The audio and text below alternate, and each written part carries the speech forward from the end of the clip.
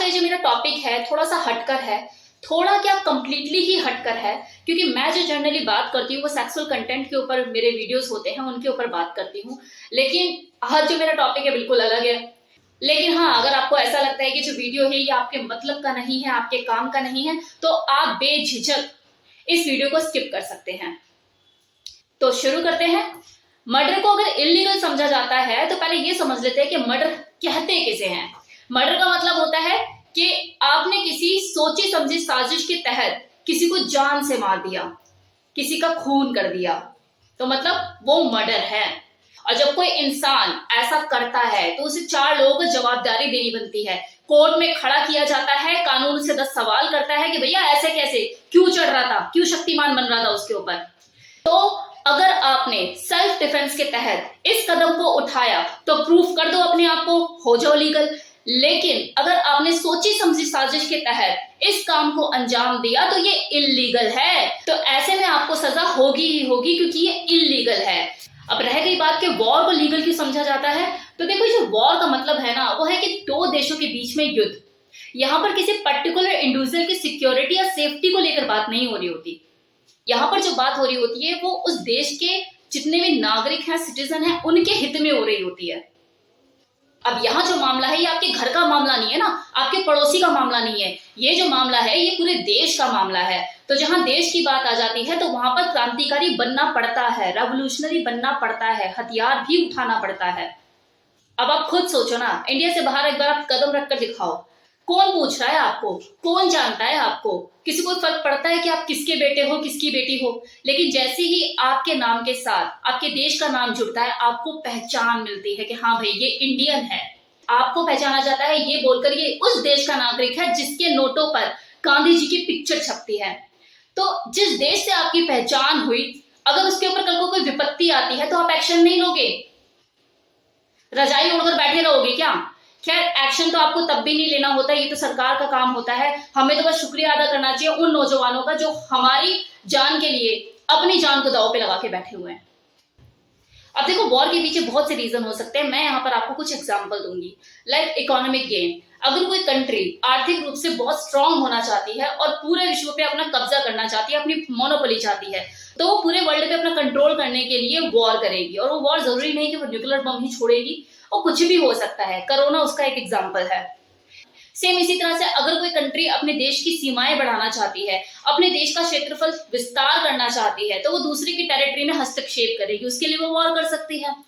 तीसरा, रिवेंज। अगर पहले से किसी की कोई दुश्मनी है, वो बदला लेना चाहता है, तो ऐसे में तो वो मौके की तलाश में रहता है, वो मौका परस्त होता है कि भाई मुझे जरा सा मौका मिले और मैं चढ़ाई करूं। देखिए, जब भी कोई कंट्री वॉर करती है या वॉर का ऐलान करती है, तो उसके पास कोई ना कोई ऐसा मुद्दा होता है, कोई ना कोई ऐसे रीजन होते हैं। ऐसे कोई उठकर धावा नहीं बोल देता किसी पे। अब वो टाइम गया जब राजा महाराजाओं का टाइम हुआ करता था, और क्या होता था कि वहां की रानी पसंद आई और चलो चढ़ाई कर दी, उसकी सत्ता हथियानी है, उसकी टेरिटरी पे कब्जा करना है तो युद्ध छेड़ दिया। हर कंट्री की अपनी सरकारें होती हैं, अपने कायदे कानून होते हैं, और जब कोई ऐसा कदम उठाता है, वॉर छेड़ता है, तो पूरा वर्ल्ड उठकर बैठता है। इंटरनेशनल लेवल पर मीटिंग होती है, रोका जाता है, टोका जाता है, सवाल किए जाते हैं, वैलिड रीजन पूछे जाते हैं कि भैया क्यों चढ़ रहे हो, क्यों बर्बाद करने पे तुले हुए एक दूसरे को। बिकॉज एवरीवन नोज कि जब वार होती है तो सबका ही नुकसान है। एक देश दूसरे देश से जुड़ा हुआ है, ये वर्ल्ड पूरा एक ही है। किसी देश का व्यापार जुड़ा हुआ है, किसी का ट्रेड जुड़ा हुआ है दूसरे देश से। एक देश से जब दूसरे देश में चीज आती है तो वो देश चलता है। तो सरवाइव करने के लिए भी एक दूसरे पर देश डिपेंड है। कोई टेक्नोलॉजी के पॉइंट ऑफ व्यू से डिपेंड है तो किसी का प्रोडक्ट आता है, किसी के देश में दाल चावल किसी दूसरे देश से आते हैं। ऐसी भी कंट्री है जहां पे खुद की पैदावार नहीं है, सिर्फ मशीनें कपड़ा काटती हैं। पानी भी उनके देश में बाहर से आता है। फर्टाइल मिट्टी नहीं है, पौधे नहीं उगा सकते वो, उस तरह की खनिज पदार्थ नहीं है उनकी मिट्टी में, मिट्टी भी उन्हें बाहर से लेनी पड़ती है पौधे उगाने के लिए। कितने ही देश ऐसे हैं जिनकी खुद की जमीन जो है वो बंजर है, कुछ उगता ही नहीं है वहां पे। तो ये सारे बिजनेस टाइज होते हैं, बिजनेस ट्रेड होते हैं जो कंट्री टू कंट्री चलते हैं।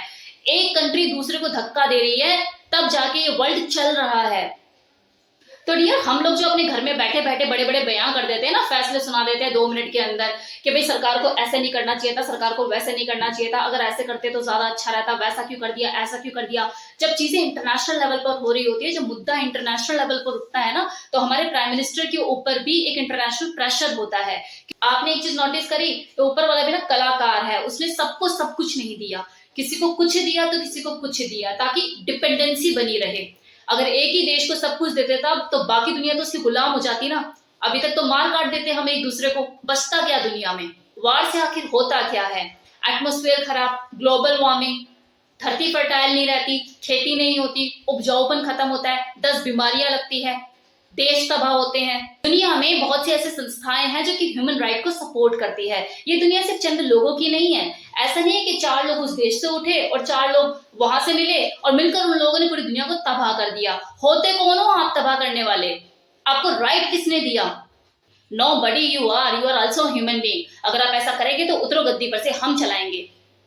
अब खुद सोचो ना, मोहल्ले के 4 लोग मिलकर अगर पूरे मोहल्ले को बर्बाद करने लग जाए तो 4 लोग उठकर बोलेंगे नहीं?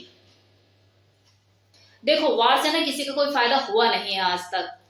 हाँ, कुछ टाइम के लिए शांति जरूर बन जाती है, लेकिन ऐसी शांति का करोगे क्या जब अशांति फैलाने वाले लोग ही मर गए? ये तो वही बात होगी कि एक इंसान रेस में अकेला दौड़ रहा है, जीतेगा तो है ही। ऐसे में उसकी जीत का कोई मतलब नहीं रह जाता, क्योंकि उसे हराने वाला दौड़ में था ही नहीं। तो कैसा लगा ये वीडियो कमेंट सेक्शन में बताना मत भूलिएगा। और वैसे तो मैंने आज आपको बोर कर दिया, और सोचो आप और बोर हो जाते अगर मैं रशिया और यूक्रेन का मामला भी उठा देती, क्योंकि किसी ने मुझे इंस्टा पे बोला था कि मैम रशिया और यूक्रेन के मामले को समझाइए। अब क्योंकि मैं अपने चैनल को न्यूज चैनल नहीं बनाना चाहती, क्योंकि उसके लिए ऑलरेडी यूट्यूब पे चैनल अवेलेबल हैं जो कि मुझसे ज्यादा सक्षम हैं, आपको बेहतर जानकारी दे सकते हैं। हाँ, लेकिन कभी कभी आप अगर मुझे इस तरह के टॉपिक्स बोलते हो, इनके ऊपर बात करने के लिए बोलते हो, तो मुझे बहुत अच्छा लगता है, मेरे लिए भी चैलेंजिंग होता है, मेरे भी दिमाग की कसरत हो जाती है। So thank you so much.